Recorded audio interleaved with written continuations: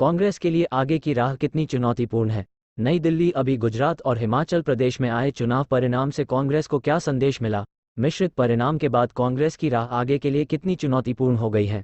क्या पार्टी को चुनाव तक रोडमैप तय करने के लिए कित मिल गए हैं। ऐसे तमाम सवाल उठते हैं जब 2 राज्यों के परिणाम के बाद अब नई सियासी परिस्थिति पैदा हो रही है। पार्टी को जहां हिमाचल प्रदेश में जीत मिली और 4 साल बाद किसी राज्य में अकेले दम सत्ता में लौटी, वहीं गुजरात में अब तक की सबसे बड़ी हार मिली और पार्टी के सामने विपक्षी स्पेस तक गंवाने का खतरा पैदा हो गया, जैसा दिल्ली में दिख रहा है। ऐसे में जानते हैं कि कांग्रेस की आगे की 5 चुनौतीपूर्ण राह क्या है।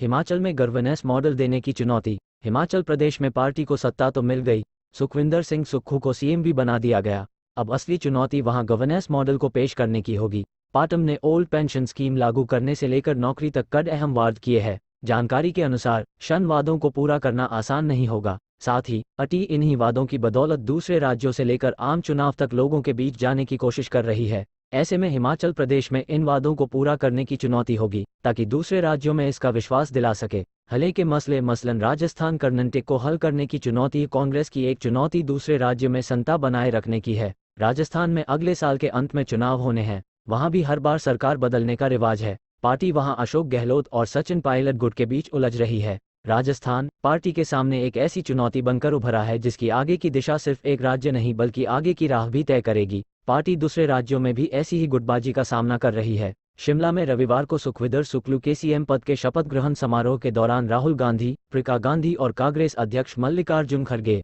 है। पार्टी ने उदयपुर चिंतन शिविर में संगठन में बदलाव को लेकर नए पैमाने भी बनाए थे, उन्हें भी पूरा करना आगे की नई चुनौती होगी। आप जैसी पार्टी से चुनौती पार्टी को पर करना है। संगठन में बदलाव। चुनाव परिणाम ठीक ऐसे समय में आया है जब पार्टी ने सालों बाद गैर गांधी अध्यक्ष के रूप में मल्लिकार्जुन खड़गे को चुना है। अब उनके अध्यक्ष बनने के बाद पार्टी को संगठन स्तर पर बड़ा बदलाव करना है। ऐसा करना आसान नहीं होगा। पार्टी के पास 2024 से पहले समय कम है और बदलाव कई स्तर पर करना है। साथ ही संतुलन बनाकर भी रखना। गुजरात में करारी हार मिली।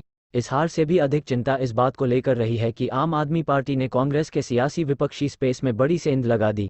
दिल्ली और पंजाब में पहले ही आम आदमी पार्टी कांग्रेस की जगह ले चुकी है। इससे पहले भी कई क्षेत्रीय पार्टी कांग्रेस को तीसरे नंबर तक धकेल चुकी हैं। कांग्रेस को आगे मुख्य विपक्षी पार्टी और प्रासंगिक बने रहने के लिए इस चुनौती से आगे निकलना होगा।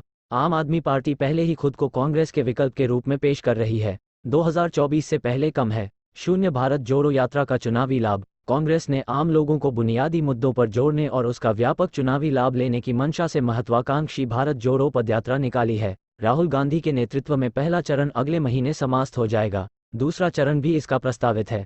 अब कांग्रेस के सामने सबसे बड़ी चुनौती इस यात्रा का सियासी लाभ लेना होगा। साथ ही यात्रा की बदौलत संगठन कार्यकर्ता में जो तेजी सक्रियता आई वो अस्थायी न हो, वो अगले आम चुनाव तक लड़ने के लिए तैयार रहे। इसके लिए लगातार सक्रिय रखना भी कम चुनौतीपूर्ण नहीं होगा।